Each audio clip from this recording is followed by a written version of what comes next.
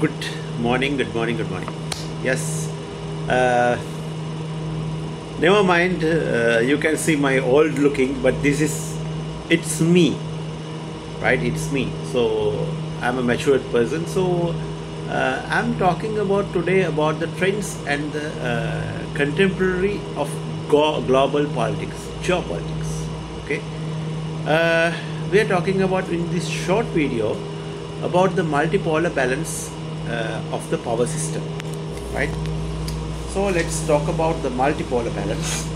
At the multipolar balance of the power system, today most of the countries we do have the multipolar system, not in only a single polar system, right? If we start from the at the end of the World War II, the USA and USSR emerged as to dominate the world powers, while the former colonial powers of Europe has been collapsed. As I told you in my last video, actually in the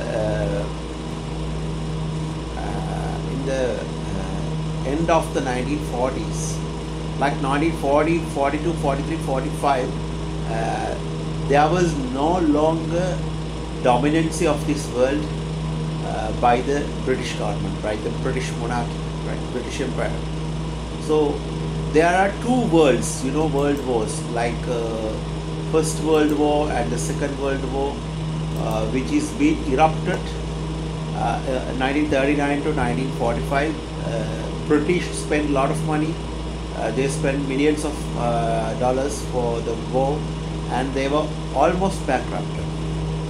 So actually, however, the end of the World War II, the USA and USSR emerged as the two dominant world powers, while the former colonial powers of Europe had been collapsed, as you know. So then what happened? However, the Cold War relationship between the USA and Union of Soviet Socialist Republics, presently Russia, donated the establishment of the bipolar system or multipolar system to balance the power in the international society in geopolitics, dividing the international system into two major rival blocks. So you can say about the blocks. And the USA and the Europe representation the Western bloc, and the Russia as well as the countries which is communist, the world represent the communist Eastern bloc, right? Western bloc and the Eastern bloc. In 1980s, the core witness of the gradual collapse of the communist role, communist bloc in 1990, 1991, not 1980s, until end of the 1989 and end of the early 90s, right? So some influential Western scholars actually saw the collapse of the communism as the triumph of the Western liberal democracy, but it's not true actually, because what I was observing, actually the world is changing. It is to be changed. To do those changes, it should be have kind of emerged and with greater perspectives of the changing world. The world is changing always, the world is changing. So communism and the socialism has to be changed according to the world, right? Not the theories but the practices. But it should not be harmful, and it should not be destroyed the core value of them, of the philosophy of the ideology and the philosophy of the communism. So that is what has happened. And actually Professor Samuel Hinton, we can say Hinton, yes, Professor Samuel and Francis Fukuyama was leading the adversaries and the advocates of this analytics, right? So Professor Fukuyama, he wrote a book about the end of the history of the last man in 1992. So it was the marking of ultimate triumph of the liberalism and the end of the mankind and the ideological evolution, right? So the final the final from the human government, the Trump and the liberalism was the seen as the end of the point of the political and economic evolution and the human history. So that's how it goes, and these developments also impacted on the international political relations. So what was happened, the post-communist communist world nowadays, like Russia and China and all this. China, by the way, Russia and China, state of Russia and China, we don't have the communism these days. We have only the fascism, fascist and the fascist radicalism and the fascism. Right? So the world has one superpower, and unipolar world. Right? The development also impact the international political relations. Also, it was shattered, and also the post-communist world initially appeared to be moving in the direction of the emergence of the unipolar world. This is actually the world with the one superpower and dominated the Americas and the capitalist West. The liberal democracy was also seen the new global political ideology. It has been seen like that.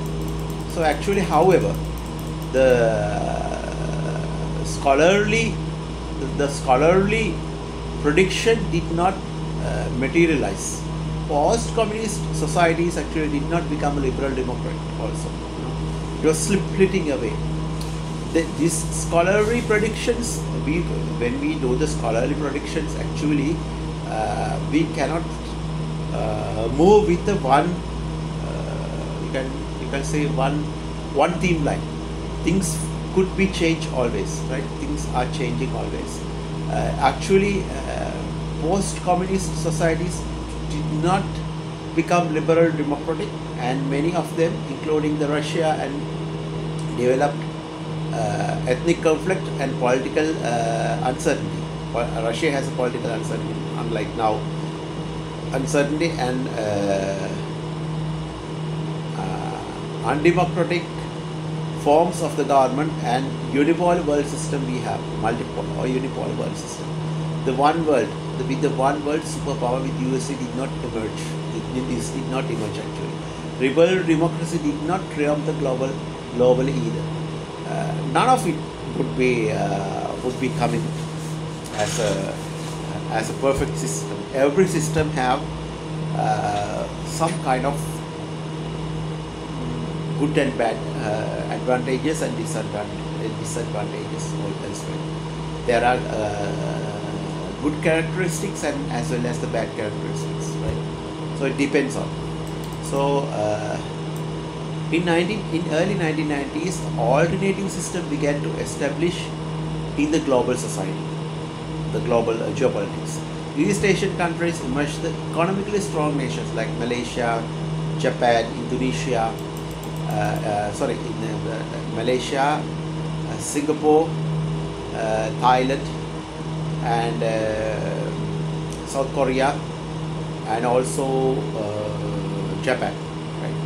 Also China now. Also East Asian countries emerged economically strong nations. Also European Union emerging the expression of the economics and the political power of the Europe, especially BRICS, Brazil, Russia, India, China, and South Africa.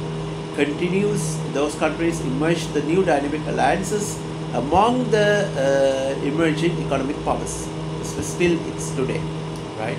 So when it comes to the Europe had already integrated with the European Union. We already know about it in the early 1990s, right? The ASEAN is also a regional economic bloc. We already know about it. And the international systems began to develop several power blocks in this donates to establishment of the new system multipolar balance power, right? So what are the alternatives of the international networks? The modern world, when it comes to the modern world, actually the modern world system is also witnessing the alternative network of the people emerging of the international society and new developed of the stage of shaping nature of the international system. Also,